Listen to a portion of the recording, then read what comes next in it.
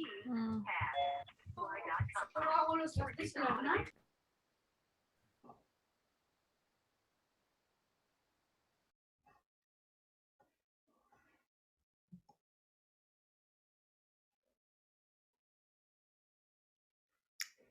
Hello, everybody. Hope everybody's doing or feeling well today. We're in these are our last three classes together. So, yeah, I start to get my little like sadness.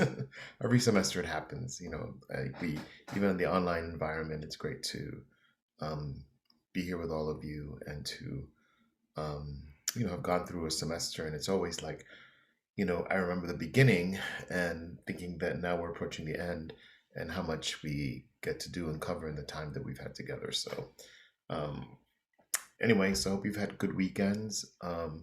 I realized it was Mother's Day, so I hope those of you who celebrate Mother's Day, whether you're a mother or you have a relationship with your mother, you love celebrating, that you got a chance to do that. And and today we're gonna do a little bit. We're gonna talk a little bit about. Yes, I love all the good afternoons.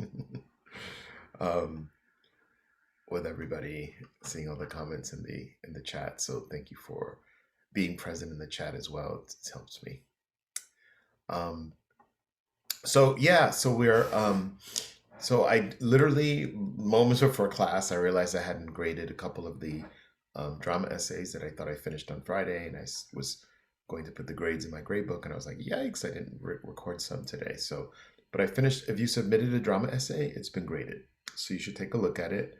I'm going to open up an previous students one because I think I wanted to show you all just to make sure you can look at it and see, because one of the things that Turnitin does is it does some grammatical changes, and I want to make sure you're able to see them.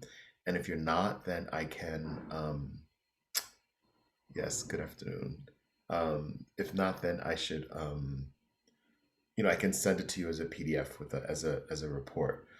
One student sent me a note on Friday asking if there was an opportunity to revise. Could they include the drama essay to revise? And I think one of the things that we had talked about was that you could revise your fiction or your poetry essay for the revision next week. But if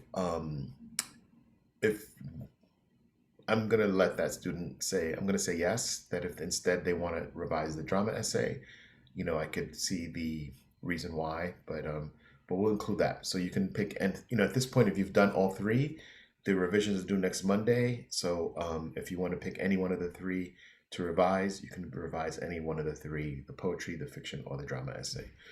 If you've already gotten them, then you know what your grades are, and you can um, act accordingly, and that's it. Okay. So in terms of revision, that's the next thing that you have the option of doing. So revisions aren't required, but are encouraged.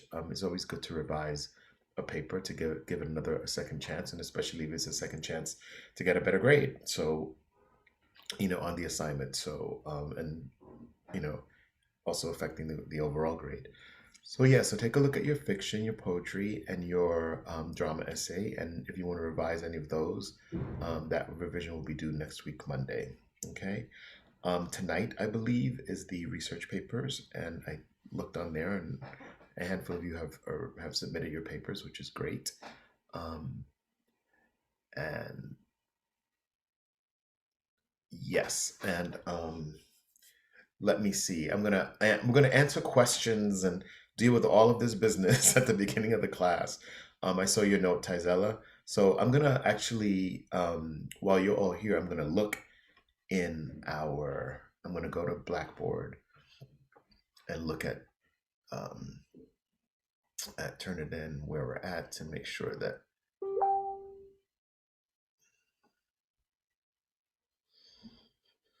here we go. And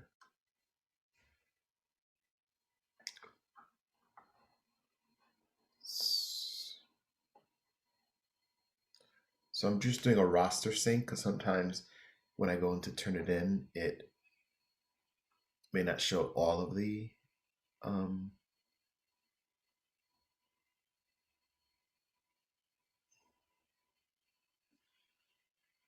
yes. So I'm looking. I can see the only people. Well, people are looking now. So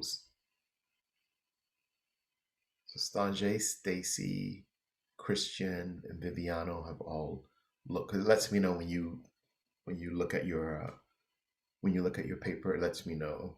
And so I think most people haven't, and so that may mean that you haven't done it. Rifat, even you submitted your, even got to your paper. Um, Submitted after the deadline. Tizella, I don't see a paper in here for you. So, The day that it was due, I turned it in, and even day before yesterday, I went to check because I remember you was like, after Thursday we should be able to see the grades, mhm, and I went back. It says that I didn't turn anything in, so I tried to redo it again, and it still didn't allow me to, and it said that there was no paper submitted. It kept saying the same thing, and I know I turned my essay in that same day it was due. mhm. Tizella, can you just email it to me and I'm going to put it in, turn it in for you? Okay. Yeah, just do that. And I'll grade it today. Okay. Yeah. Otherwise, if anyone else submitted it, you should be able to see it. So I'm looking at Blackboard now, and yes. Okay.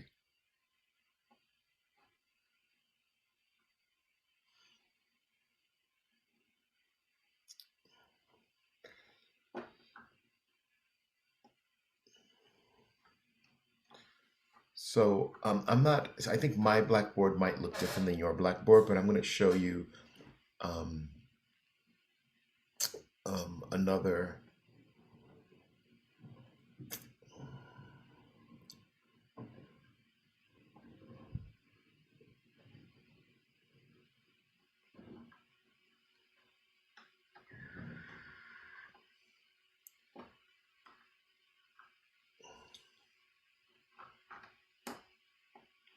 1 second. Let me just.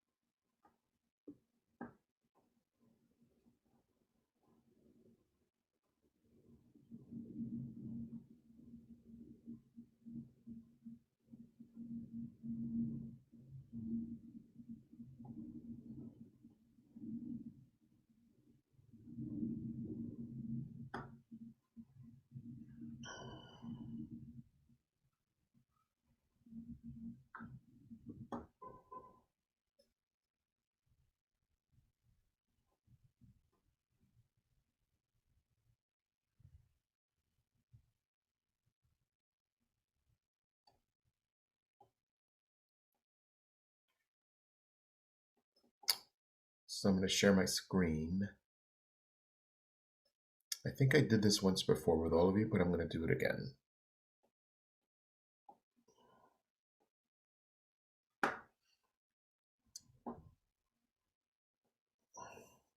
So this is. Let me make a small.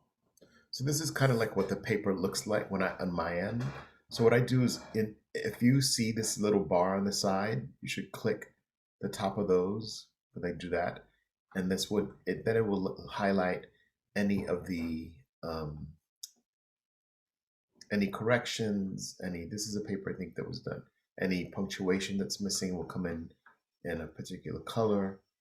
Um, and then it gives you grammatical changes. There's the grade I gave the student, but in addition to all of those things, there's sometimes these little bubbles right here, these little bubbles, and I will write something. You click it, and I write something that we're referring to the title. Always put it in quotes, right? So giving a note there. Hernandez, what was here? The spelling's not there. Sometimes if it doesn't catch something, I'll do it. Yeah, I probably corrected the MLA in text citation. So I also give notes. And so these things happen throughout the paper. If you're, for instance, if this says missing, you can click it and it'll explain you may need to place a comma after this word. and then you can take a look at it. Confused, and may saying, is it its or its? It'll give you more information on once you click the bubble, and then usually at the end, as you know, I will give you something written at the end of the essay. Here, this is just Spanish is a proper noun. It just means if it's a proper noun, you capitalize it. So that's what Turnitin does. I mean, it's not just this thing that checks for plagiarism, but it also gives you direction. And hold on a second, let me just come back, and then I'm going to screen share again because I realize I'm not in speaker view. All right, I'm going back to screen sharing. And so sometimes students, if you're working on your phone, maybe you can't see it, or a tablet, or something else. So, so one of the things that you should be able to do is this little arrow that says download. You should be able to click it, and then you can say current view. That's make sure that these little things are checked over here. Let me just close this a second, right? Like, I don't know if I can make this bigger. Oh yes, I did. All right. So when I'm saying checking something, I mean these boxes here. I just made it big. So when you uncheck that, you can uncheck it and check it. And then when you uncheck it, their marks disappear, the color changes, and then you click it, right? If I click that, it's dark, but when I click it, it's red, and then it shows me all of these different, flags and changes, and this is grammar. But saying, since we're in this big zoomed in view, this little arrow here, right? If you can see all of that, this little arrow should be able to give you a download, and you click it, and then it's going to ask you what version would you like, and you should click double current view, right? And then current view is going to create a PDF file.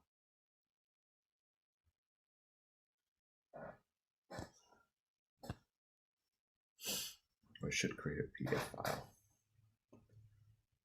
Let me try it again. Oh yeah, there it goes. Okay. So once it creates the PDF file, right, then it creates a report. So if you can't do it, I can send you this report, and then this gives you a report. So it shows you everything. It shows you the same little marks that exist in the live file and Turnitin. But then once you scroll to the bottom, it gives you the details, right? So it's saying that it found 7% somewhere, and it tells it this is where, right? Any comment that I wrote, you will see the explanation, comment number 1, comment number 2, and if you went back to the top of this, it does it in order. And again, let me try to make this bigger. So, whoops.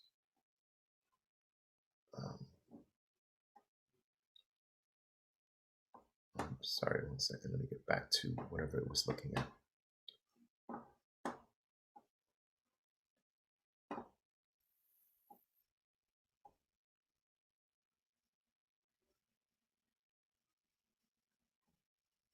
I'm looking at the chat because I got good morning, afternoon, yes. I've been trying to see my grade. Okay. So are we speaking about the research paper? So no, right now, Stacy, we're just talking about Turnitin in general, so that when you could look at your drama paper, you can understand the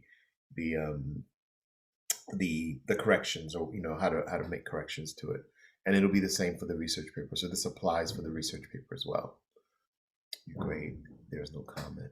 Usually there is always a comment, Ramat, so I can check a look and see if there's no comment. So when you say it's post, that doesn't mean you have until the date just to post, or you have to by the due date. Well, Catherine, when you post, you could post after the due date. So that's okay, but usually there's a deadline, and usually the post is usually the date that by then I should have the grade up. Okay, Dallas. Okay, gotcha. I don't know. Google had calendar. Oh my god. Yes. No, you're probably seeing my calendar. You don't need to be seeing my calendar, which is crazy of all the things I got to do. I'm just trying to get back to what we were finding before. Where is it at here? Here.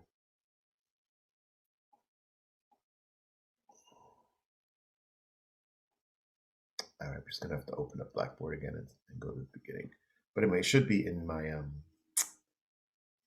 downloads. So let me just go to my downloads.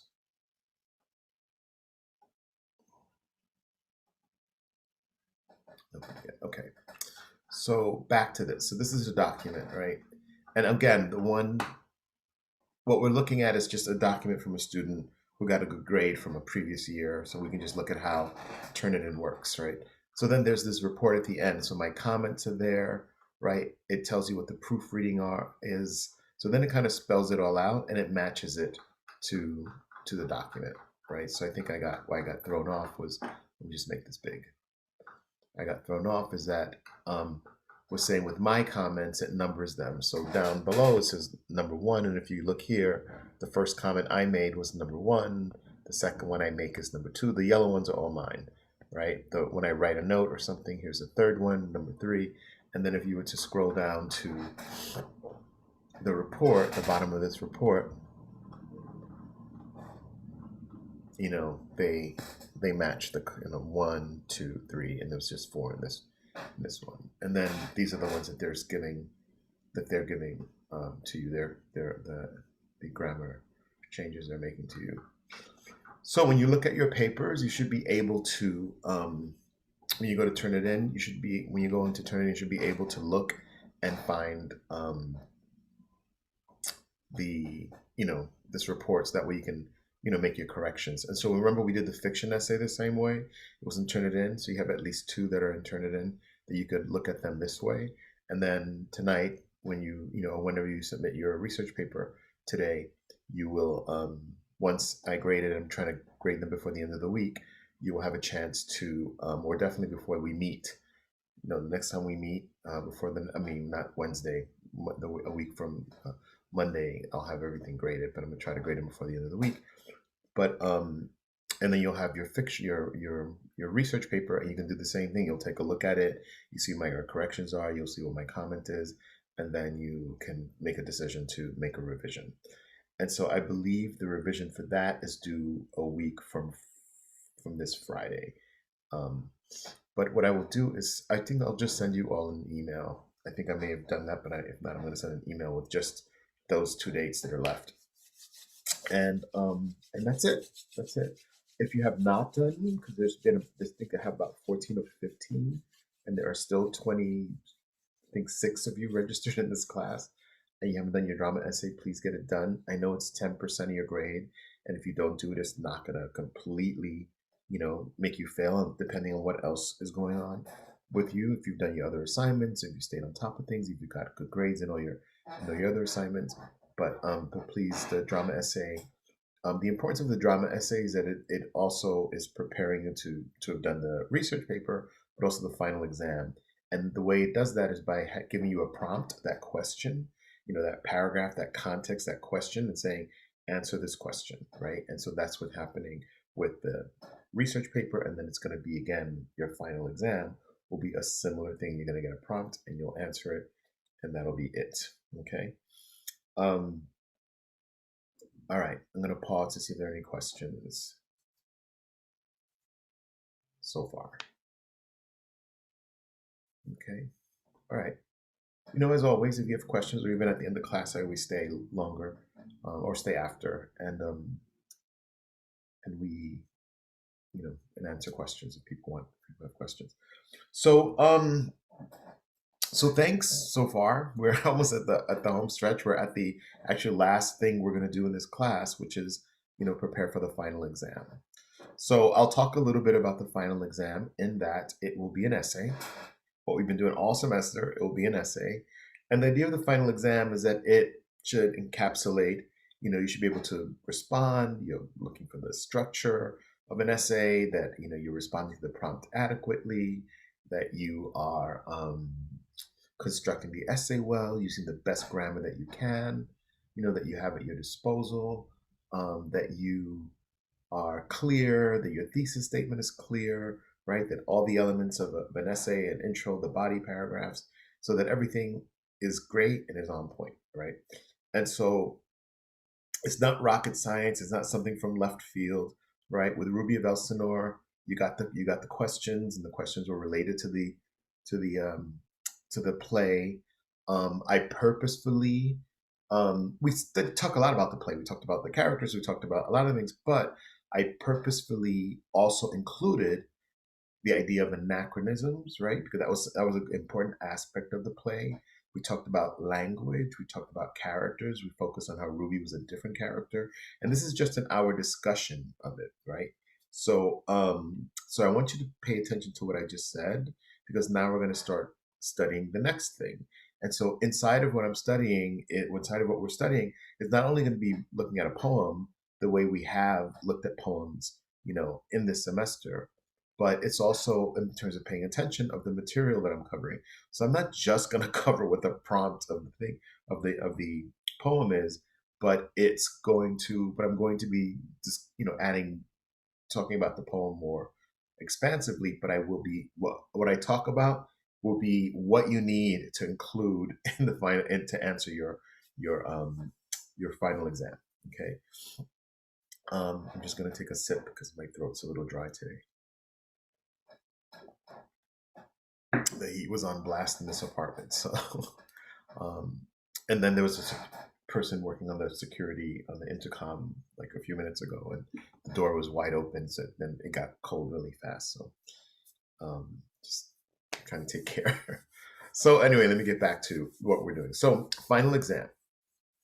So today we're going to read the poem. Today the poem is in your blackboard. We're going to read the poem today. Um, and I know some of you are thinking about your, trying to get to your research paper and stuff like that. So it's not going to be a very heavy lift today. We're going to read the poem. I want you to focus on your papers. We will continue with the poem next week. We're going to read this poem the way we have read poems this semester. You have learned how to read a poem. We have learned together. I know how to read a poem. You know how to read it more than once, how to slow down, how to search for context inside of it. So that's the first level of what I want to do today. We'll go deeper into the poem on Wednesday um, and continue to build on the lesson with the poem. And then we will talk a little bit about, um, the mechanics of, again, making sure everybody's clear with Turnitin, making sure things go in there, knowing kind of what's going to be happening next week, because Monday, a week from today, is our last class that we meet. But of course the semester is not over for either of us. I mean, for you, you have your week of finals that you go into, and then for us, we have another week after finals, or not even a whole week, but half a week to grade all the papers and submit all of our grades. So in terms of communication, the same thing, definitely through email, etc. during that week that we are not in class, so that if there's any issues that arise, anything you need to let me know, that we do that. Any problems, like Tizella is describing today, that she was having trouble uploading her document into Turnitin. If you run into any of those kinds of things, that we are communicative. And of course, I'll be sending reminders to folks who are still owing work. And since I'm on that subject, the last time I'm going to accept any late work, so any missed assignments or any missed papers, is a week from today. It's next week Monday. That's the last time I will be able to accept, because then it gets too out of control with me trying to grade all the papers and grade the final exams. And there's a lot of paperwork that all your professors need to do, grade books and attendance books and grade distribution sheets. Oh, I do want to say something that I was at a department meeting last week, the English department meeting, and the last couple of semesters, and this, unless they change this, but the last couple of semesters of those of you who have been here at Ostos for the last, since the pandemic, which is the spring semester. So it's the spring, the fall, right? And now we're back in the spring. But the spring and the fall semesters, they made the classes pass fail. So that means that if you got a grade that was I forgot what the thing was, but you can choose to just get a passing or failing grade. So if you got like a D in the class, that you could still just ask for a P and it wouldn't affect your GPA. So I learned in the English department meeting that they're not doing that this semester, that the grades that you earn in the class are the grade that's going to be given. So they're not offering a pass fail option. If that changes, because things change, if that changes, I will let you know. But I wanted to give you all a heads up that if any of you were thinking, oh, maybe like a last semester they'll just make it pass fail, And if I, as long as I get a D, I can get a pass, and it won't affect my GPA. The last I heard in our meeting is that the provost said they were going to just be using the grades, not whatever grade you earn is a grade you're going to get in the class. So keep that in mind as well as you're thinking of what assignments um, to make up if you've missed any. Okay. Okay, so let me pause and go to the before I share my screen, get the poem. And while I'm getting that screen and getting the poem, you all can think if you have any questions.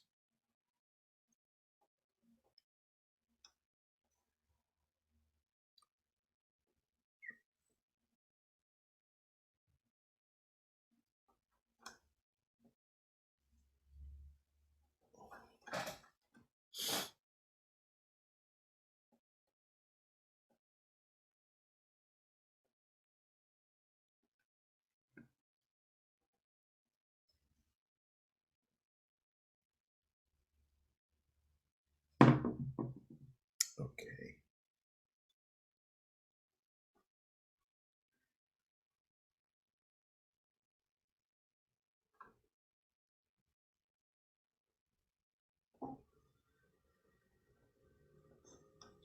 Just bear with me. I'm moving the final exam folder to the higher part of the.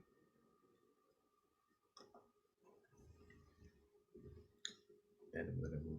So with Blackboard, I tried to move things down, like maybe the assignments and things that will be toward the bottom once they passed. So the things on top of the most recent thing. So I'm going to move. Well, I'll leave the drama one there. All right. So if you go there now, um, let me just share my screen with you again. So if you go to Blackboard now, the research paper is the thing at top. The revision, which is next week, is going to be there. The drama is still there because folks can. I mean, if I'm going to move the drama one down to the bottom at some point, um, and then we have the research paper that'll move down. Here's the final exam. So let's. So if you go to the folder now, there is the. So in here there will also. I think I have to get clear on I have to get clear on the final exam, but it's not for another week and a half. I mean, a week from today. So I'll get clear. Usually, what happens is this on this column here, a folder will show up called final exam, and in it there will be instructions. The prompt will be in there. The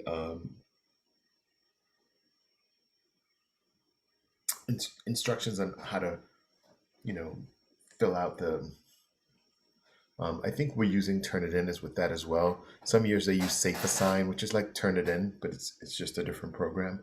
So we'll see which program the department sends us, and we'll get that to you. So there'll be a folder that will appear with all of this stuff. But for now, I created a folder that has the poem in it, and it's called Climate. So I'm going to click it, I'm going to open it. Oh yeah, that as you saw in the other thing. Um, One thing that was open on my computer is um, the spoken word thing that we did last week. I updated it. So if any of you are interested in seeing an updated version of the PDF, I included some of the women and some more information on um, the New Yorican poets. So I mentioned it in class, but I realized the names weren't in the handout. So now it's updated as of spring 21.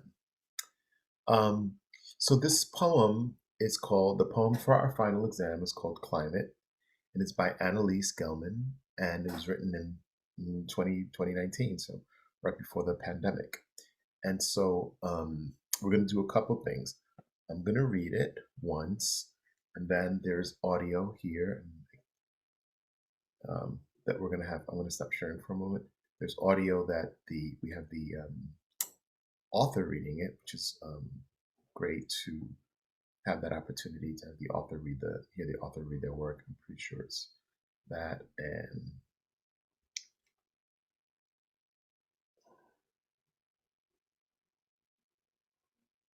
And hold on a second.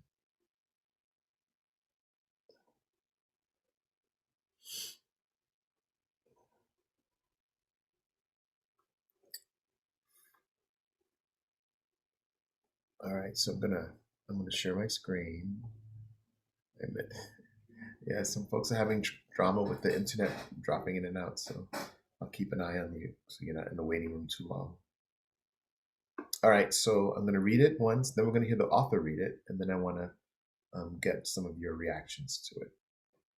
So it's called "The Climate" by Annalise Gelman. It was like watching a wave approach from a great distance, so great that at first it is not a wave at all, but a mere horizon, static and singular, so that one, it being possible, presumably, to avail oneself of the diversions of the beach, might turn one's back on the ocean altogether, might turn instead to the sand, heaped and tunneled, the sun-screened hand that fumbles for a book, indeed, the book, the sentence, the syntax, the sun, blanching the page, stained, perhaps with sweat, the creamy pleasure of not laboring, when one would otherwise labor, the pleasure of wasting oneself, of decadent uselessness. But one might, of course, always alarm to some emergency. A child caught in the undertow, say, who must be dragged to shore and breathed into like an empty balloon on which everything depends, might bend over the small body, waiting for it to rise, to float, casting a shadow the size of oneself, not even see, though one was of course warned it would come, and soon the shadow of that wave, like a new sky, already overhead, and even now descending. Okay. So, like with most poems, sometimes at a first read, you're grasping words. You remember what we did in the very first class where I read poetry to you. I said, I want you to listen to it, even if there's a word or two that you understand, even if the word wave, you're like, I know what a wave is, right? If you know what sand, and clearly they're talking about a beach here. They literally say a beach. That you take that in, right? So a lot of times we're trying to piece it together, make sense, because our brains are narrative, right? They want to create a story, they want to create understanding from the way we know understanding. But poems don't always work on that level. And so what we've learned in this class is that you read them, listen to them, let them sit there for a second, and then now we'll hear the author read it a second time. And then I want to just get any impressions from folks about what they hear. And then we're gonna go like we've done with every poem, go through it line by line, section by section. But let's hear the author read it. So let me make sure my volume is up all the way, nice and high, and that my volume on the Zoom is high.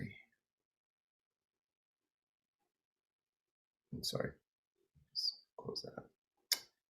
Um, and we just go to the author and let's play. So climate. And I'll try to follow along as she reads. The climate.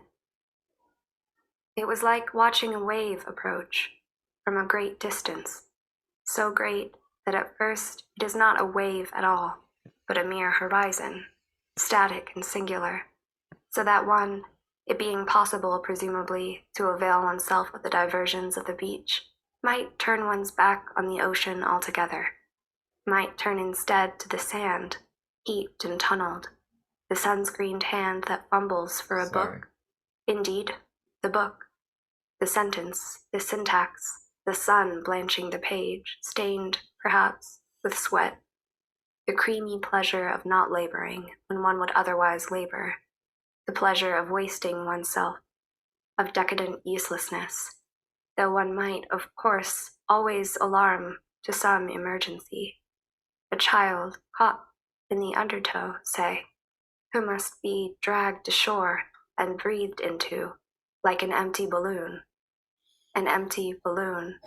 on which everything depends, might, bent over the small body, waiting for it to rise, to float, casting a shadow the size of oneself, not even see, though one was, of course, warned it would come, and soon, the shadow of that wave, like a new sky, already overhead and even now descending.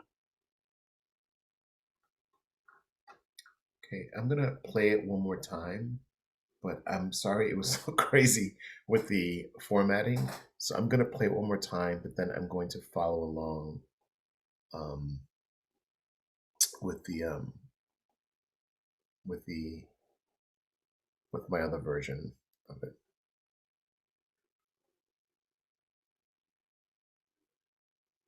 with this version, so that I'm not distracting everybody trying to find out my place.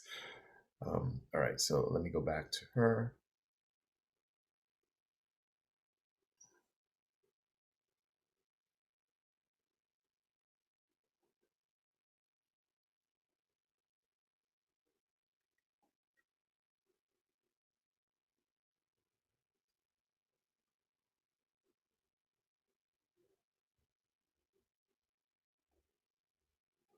Okay, I got that. The climate.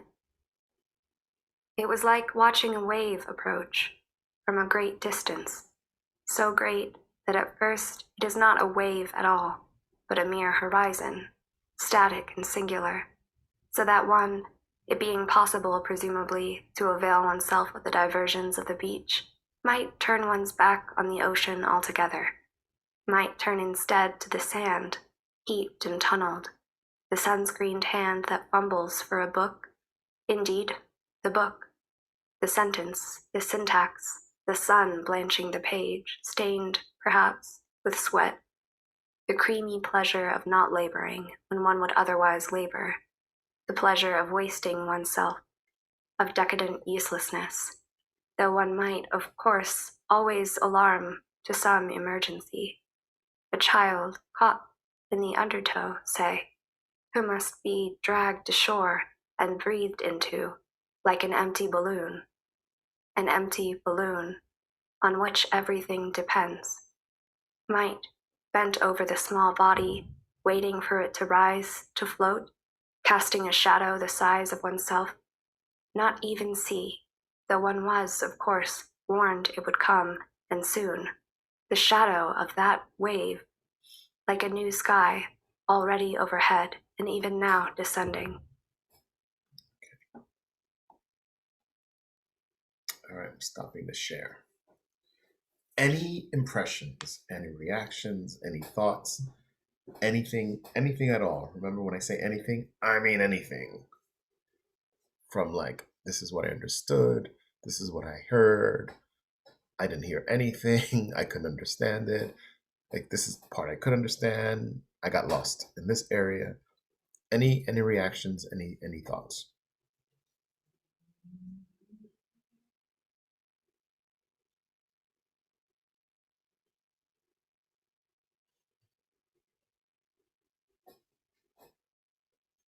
No thoughts, no reactions.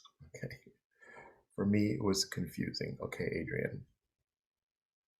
It was confusing. So I got one confusing. It was confusing a bit, but the reading was calming. Yes. Okay. There is a mood, right? There is a calming, and there is a calming in her voice, but there is a mood inside of the poem, that it's an interesting, yeah, kind of, but definitely calm. Yeah, it's interesting. That's one of the tensions inside of it, right? That there's this calm, serene setting, right, of a beach, right? And then there's this idea of this wave, right, that we hear at the beginning. And then there's the distractions of the beach, right? There's, you know, the sand. Sometimes you read. There's that kid that they talk about that needs to be pulled from the undertow, right, and breathed into like an empty balloon. So there's a sense of peril, right? A sense of like danger, in this calm, you know, what is it? The creamy comfort of pleasure, she says, with comfort. I'll get the line right, but this creamy pleasure that she talks about, there's something indulgent about cream. When you put cream in coffee, or you put cream or whipped cream on something. There's something about delicious and pleasurable, right? Most of us know that cream is not the healthiest thing to eat, but cream has more to do with pleasure, like enjoyment, right? Some people like cream in their coffee because it's gives it a good flavor, a good taste, right? Not because it's healthy, right? We don't put that in the coffee. Um, yeah, so there's definitely a lot of different things going on inside of the poem, but that most people pick up that there was a beach involved.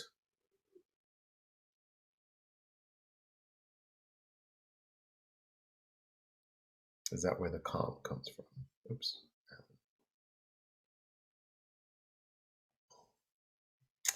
Right? There was a beach involved, that there is a person, there is somebody speaking.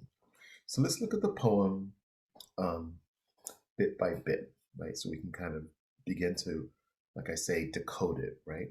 Um, Unlock it, right? Unlock the meanings of the poem. So let me go back to my screen sharing so we can have the poem nice and big on the screen so we can see it as I go over it. Okay. So the climate. So let's just start with the even title, right? When you hear the word climate, what do you think of? Okay. Think of the weather, right? Let's see. Go to the chat. Earth, yes. Adrian says the earth. You know, what else do you think of? Do you think of anything else when you, the atmosphere? Yes. So when you think of climate, you think of the earth, you think of the atmosphere, right? I offered the weather. So those things come to mind, right? What's another way we think of when we hear the word climate? What do we often hear in modern days, right? 'Cause this was written in 2019. What's kind of an idea of climate that we think about when we hear the word climate related to the earth and the atmosphere? What do you think? What do you think I'm fishing for? Yes, Adrian. Bingo. Ocean. Yes, climate change, right? So very often we think of, when we hear the word climate, we think of climate change.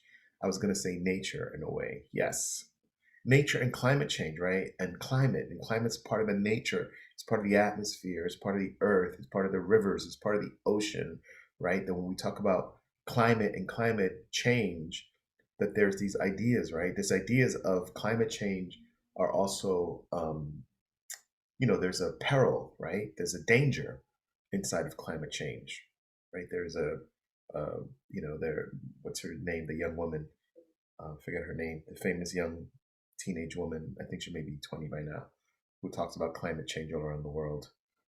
Oh my God, I could see her face. Greta, oh, forget her last name. All right, but Greta, she is a big advocate for climate change, right? So when you're starting with the title, the climate, so it could mean all of these things, right? Climate could also mean um, the mood or the temperature of a situation, right? Like what is the climate? Like we talk about the political climate, right? You could say a relationship could have a climate, or it could have the climate could be good, the climate could be bad in a relationship. Like if you're getting a sense of relation between a mother and son, or father and daughter, or lovers or husbands and wives, the climate says another way the word is used. So we haven't even moved beyond the title, and we could already begin to figure out, because Annalise gives us such a poem that for us, that some of us found confusing, right? Some of us may not have, but some of us found confusing. So we want to try to get a sense of where Annalise is bringing us, and move our chat to the side.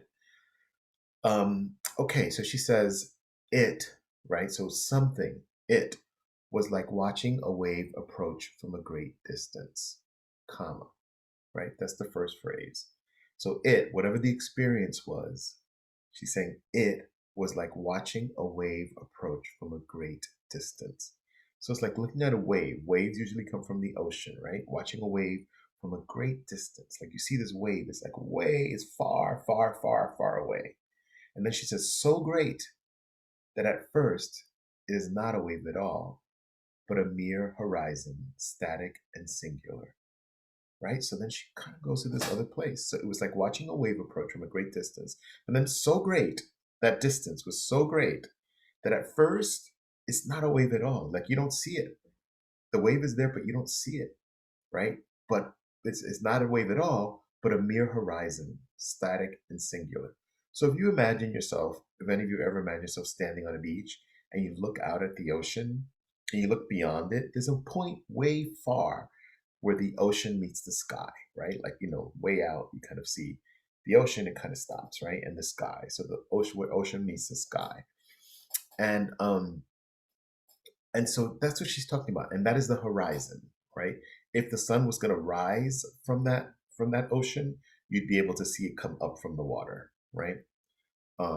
So at first it's not, she goes, it was like watching a wave approach, right? Something, the it was like watching a wave approach from a great distance.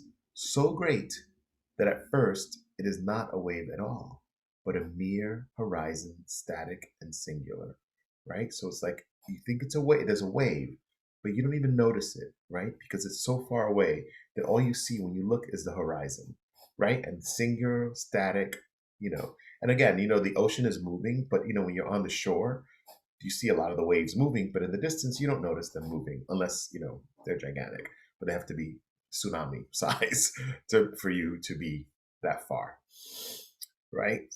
And then she continues. So that one, it being possible, presumably, to avail oneself of the diversions of the beach, right? So she goes from here. It's a big wave, right? So big that you almost don't see it.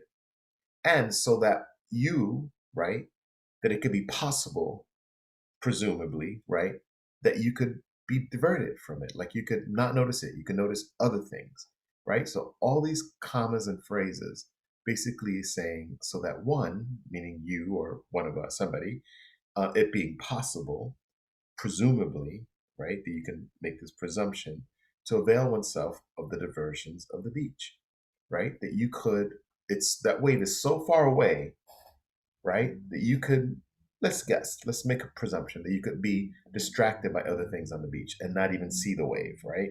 That first of all, you can't see it so far in the horizon. And then there could be, it's so far away that there's so many other things around you that get your attention. An example, she says that one might turn one's back to the ocean altogether, like turn away from it, not even see it, but might turn instead to the sand, right? Might look at something that's close to you. The sand, heat, that means on piles and tunnel dug through. The sunscreened hand, looking at a sunscreened hand, whether it's your own or someone else's, that fumbles for a book, right? You're at the beach, the sand looking for a book. And then indeed, the book could be a distraction, right? The sentence, right, in the book, the syntax, right? As you're reading, you're understanding how it's put together. The sun blanching the page, stained perhaps with sweat, right? So let me just stop there, right? So it goes from, imagine that there's a wave, it's really far, it's so big, but it's so far that you can't even see it.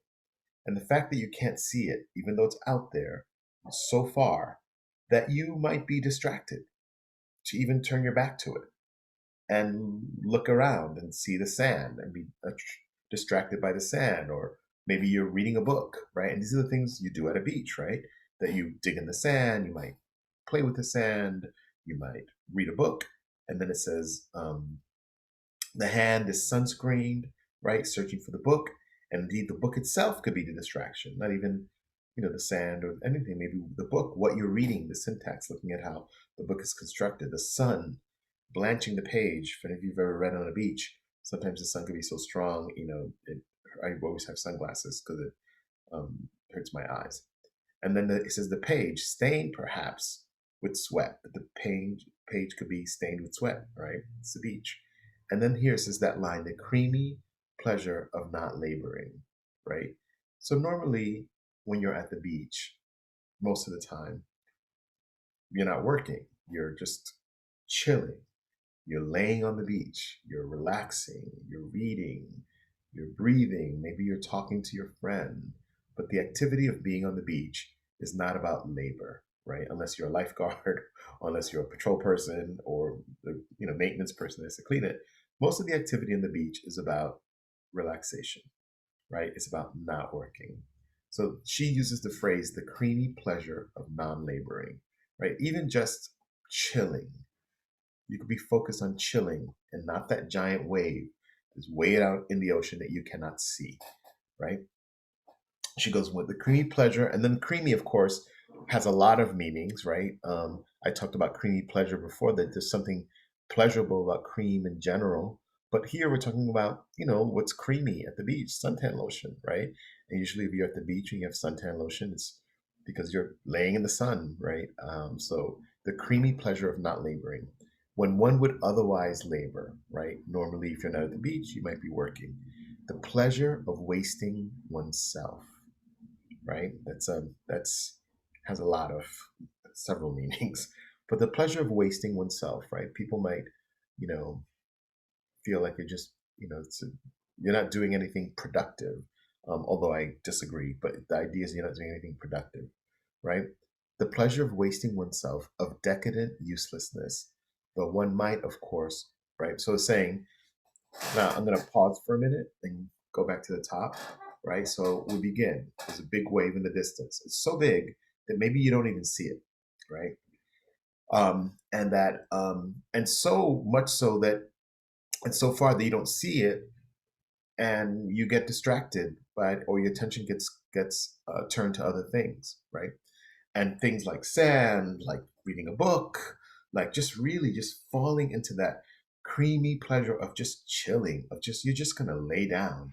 You're not gonna do anything, right? You're gonna just waste, yourself there. Decadent, means decadent is like, like decadent. I'm just thinking the word decadent. It's just this. It's just like over the top uselessness, right? And then it says, although, right, now moving to this line here, here's another shift. Though one might, of course, always alarm to some emergency, right? So inside of all of this, inside of this sand, inside of this chilling, inside of hanging out, inside of just like being useless and laying around and putting something in the ocean and maybe reading a book, you know, that also you might, be your attention might go to some alarm, something alarming, to some emergency, right? For example, they don't say that, a child caught in the undertow, right? Say, who must be dragged to shore. So, kids swimming, it could be a person swimming. They have to be brought to shore because they've gone under, right? And what you have to do, what lifeguards do, is they try to revive them, try to pump the water out of their lungs, try to breathe air into them, right? So instead of from going to decadent uselessness, she says, though one might, of course, always alarm to some emergency, a child caught in the undertow, right? Say, who must be dragged to shore and breathed into like an empty balloon, right? So empty balloons are flat, they don't have life, right? And you breathe them in and they get full, right? And so the idea of giving mouth to mouth to this child and trying to revive them, the author is making a comparison to a balloon, right? And then it says an empty balloon, right? That the child is an empty balloon, but an empty balloon on which everything depends, right? So if you are the child, the parent of that child, or a sibling of that child, or related to that child, is the idea of that the comparison to an empty balloon that seems useless, right? That seems like not with purpose, but the most purposeful balloon, right? That everything depends on that balloon. Might,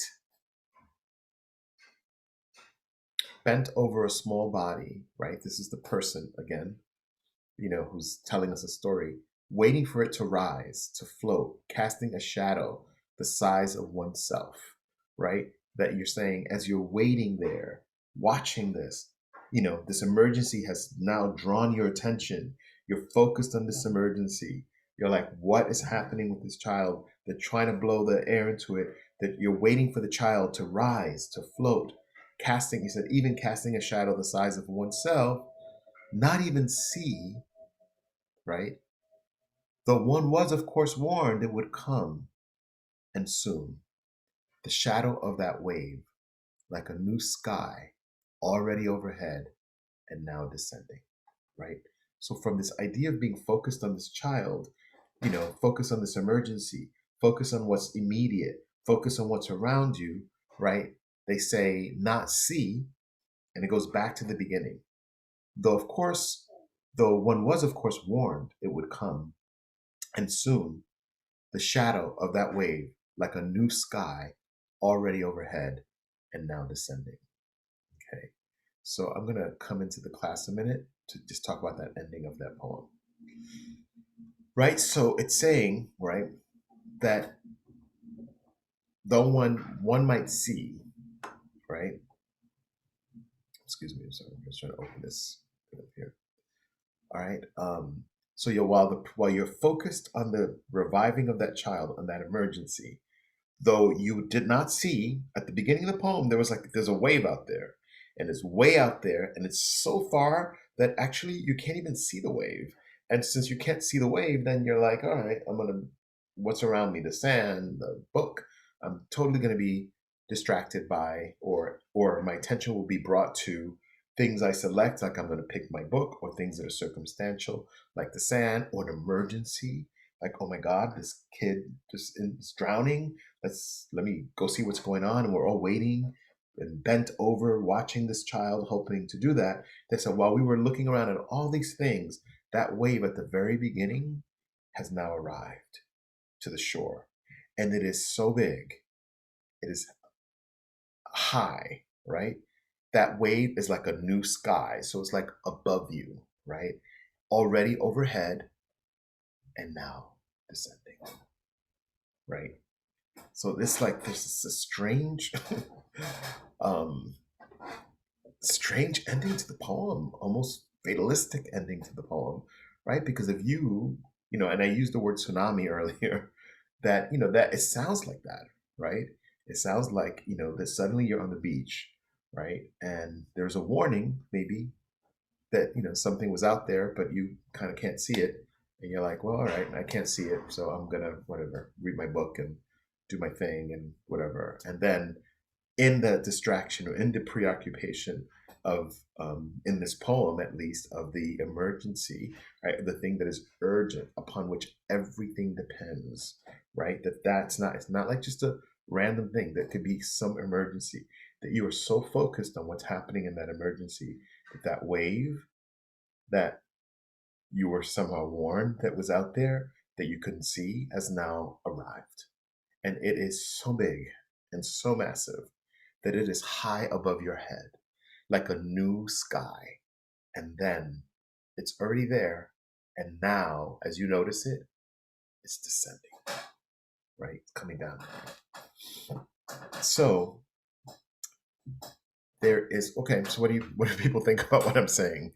Not that I've said is that there's some clarity, is it still confusing?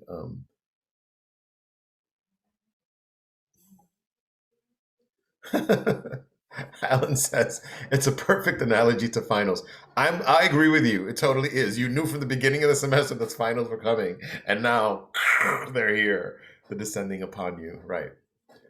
Um, yes. Any other thoughts about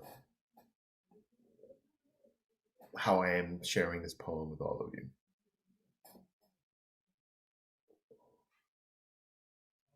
Or are people like, okay, professor, I'm glad you saw all that.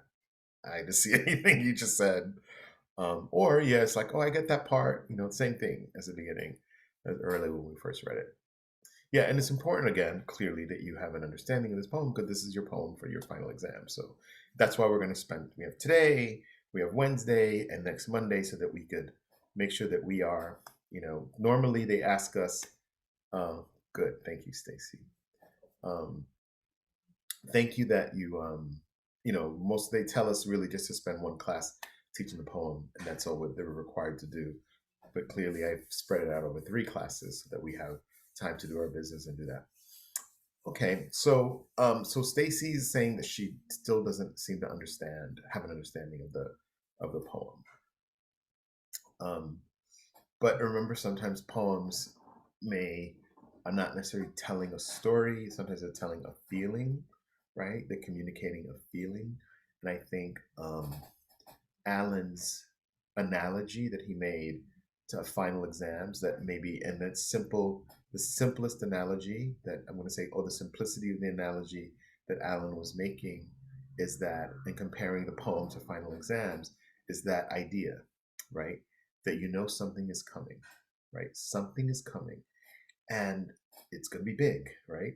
And what happens instead is that, and sometimes because we can't really see it, right? And not only not see it, but not really have a sense of it, that we become occupied with other things, right? And if you stay with the idea of the beach, you watching the sand, reading a book, attending to an emergency, right? So there's at least three events I just gave you that is taking the attention away from that wave, and then suddenly the wave is here, and it just swallows you up, right? And so the analogy to the final exams is that at the beginning of class, you look at a syllabus, you know a final exam is coming, and maybe you're doing other things, right? You have other assignments, you have life, you have work, you have family, you have, partners, you have whatever it is you have, and you're dealing with all of that. But sooner or later, the finals will come. So sooner or later, that wave will come, and then sometimes it might be too late, right? So that's what I mean that it's fatalistic. We talked about in the beginning of the class when we're looking at the title. I brought our attention to, many of you picked up on the idea of climate change, right? And so sometimes when nature, right, because we talked about climate as nature, right? When nature does these things, like people remember, the Hurricane Katrina, right? More recently, Hurricane Maria in Puerto Rico, when this force of nature comes and wreaks havoc, um, that, the earthquakes that were happening as well, these crazy fires that kind of engulf parts of California. So a lot of times, some of the scientists talk about that is the impact of climate change, right? That very often climate change might be contributing to all these extreme changes in climate, right? And so, and when they talk about climate change, they talk about it with a sense of peril, right? With a sense of warning that we have to do this, we have to do that, and if we don't do these things, it's gonna be like that wave that comes over and descends upon us, right? Um, so the so yeah, so there's an idea, right, literally of possibly climate change, because we can make that assumption because she titles it climate, and what is happening in the poem very often is related to the things we talked about: climate, to the atmosphere, to nature, to the earth, right, to this idea, right? Also, what's inside of her poem is humans' relationship to climate, right? Like what we do in climate, in the heat, what we do, right? So that's one of the themes, right? But still, the theme of, you know, the theme of, you having warnings about something, and what do you act, right? That some of it is like, yeah, I mean, we could be working on climate change right now, right? All of us could be doing something for climate change, whether you're recycling or using, you know, taking the bus instead of, you know, driving, or walking more, you know, we could be doing more for climate change. But at the same time, I have to prepare for my lesson. You have to prepare your class. You guys got a research paper. So there's all these ideas of distractions that are both urgent and important, right? Like that's the example of the child on the beach being trying to be resuscitated. That it takes the focus to that place that we experience. That sometimes, regardless of the warning, sometimes we can't deal with it, and sometimes we might deal with it at the last minute, but sometimes the last minute could be too late. So, Stacy, that is kind of like the idea of the theme in the poem, right? That there is something coming in the horizon, far away, that you can't see. And then in the time that you can't see it, you begin to do other things, right? Because you can't see it, you don't really have a sense of its peril, its danger, or its impact, that you start doing other things, and those other things distract you. And sometimes they distract you to the point that when that wave arrives, you're not ready, right? That you're not ready. hmm some people don't work well in the stress. Yeah, just in general, right? Or that's another idea, right? Like at that moment, you're not prepared, right? And you don't work well under stress, in terms of, you keep the analogy of the final exam. But if not, then you know that the stress of those final moments. Okay. So was that other explanation any helpful, Stacy? Okay, I see it. It's an overwhelming feeling. Yes, right. It's an overwhelming feeling that perhaps you could have avoided, right? Or maybe you can't, right? But it's an overwhelming feeling, right? That and sometimes through your fault or through no fault of your own, right? That sometimes circumstance plays a role in all of that. Yeah. So I want to applaud you all who are hanging in there because you're right. It isn't an easy poem, right? It's your final exam poem, and so the poems that they pick for us for the final exam, usually a poems are a little more challenging. So I think you need to spend a little time thinking about it, feeling it, understanding it. Um, we're almost, believe it or not, out of time for today. But what we'll do is we'll spend a little more time looking at the vocabulary of it, at the phrasing of what she's saying, at these elements that I'm talking about, seeing the wave, being distracted by the wave. What do you do in that distraction, right? What is inside of that? Even indulge yourself, even do nothing, right? You do nothing is one of the things that happens, and then sometimes as a result of doing nothing, that wave come and takes you over, right? So all of these different ideas that she has inside of the poem, rather, I think I said play, but inside of the poem. Okay, so I'm it's 1:43, so I'm gonna stop now, and we only have 2 minutes left of class. But if people have any questions, anything that they want to ask, I'm hang out here till 2. Not this class. No, I have a meeting with a student at 2 o'clock. So I do have to leave by 2. So, but if folks want to stay and ask me a question, I'm happy to stay and do that. If not, good luck with your research papers for tonight. And then if you have time afterward, just read the poem on your own and think about the things I talked about and some of the things you all said in the chat. The idea of, the idea of stress, the idea of this overwhelming feeling, the idea of, connecting this, to life, but also to climate change. She's doing this parallel things. Remember, poets always do more than one thing at a time. Okay. Um, yeah, that's it. Okay. Now it's 1:44. All right. So if you don't have questions, you of course are free to say, "Have a good day. Thank you, Tizella." And then Tizella, you're gonna email me your paper, and have a good afternoon. The rest of the afternoon.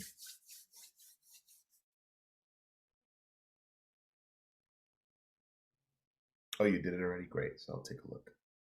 You're welcome, Stacy. Take care, Elizabeth, Adrian. Have a great day, Kayla, Hassan, Carlos. Remember to check your drama essays. Thanks, Carl. Christian. Thank you as well. Have a good day.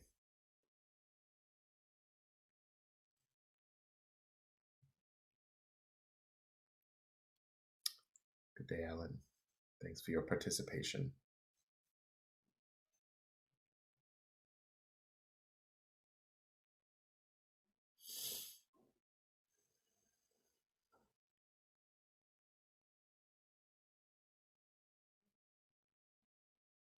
Cool.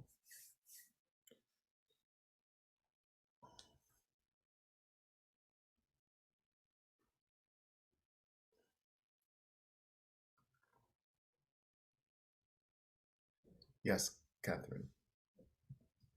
Just get it in as soon as possible. The only thing I say about the research papers is if you hand it in too late, I may not get a chance to grade it in time for you to do a revision. I always try to do my best, so the sooner you can get it in, the better. But yeah, definitely be having a challenge. Yes, the poem we just read is for the final, so that will be for like next week. But we're going to be, as you can see, unpacking it over the next couple days. Yeah, I was gonna ask for like an extension, but I could send it late because this reach paper is like it's harder than I thought. Okay. Yeah, so Yeah, if no you guys, problem. I'll send them both to the class. But yeah, some folks have gotten it in, but if you're having a little bit of a challenge, That's the only challenge for me is that if you wait a whole week, then I have the revisions and then I have the final, and so then it gets tough for me to. No, no, I don't need a week. I just need a day or I'm gonna get it done by the day or maybe just an Yeah, hour later. yeah. I mean, I'm gonna check now, and maybe I'll send the note to everybody so that people. I just, is it posted on Blackboard? Which the poem? Yes, the poem we just read, Catherine, is posted on Blackboard. Mhm. Okay, then. I'm gonna finish this essay then. All right. Try. Okay. All right. All right. Okay. Have a good day. Take You care. too. Take care. All right, Odalis. Take care. Yeah, and it won't go away. Who's that, Catherine? Yeah, it's not gonna. Yeah, you could submit afterward. I've already fixed the setting after the first time.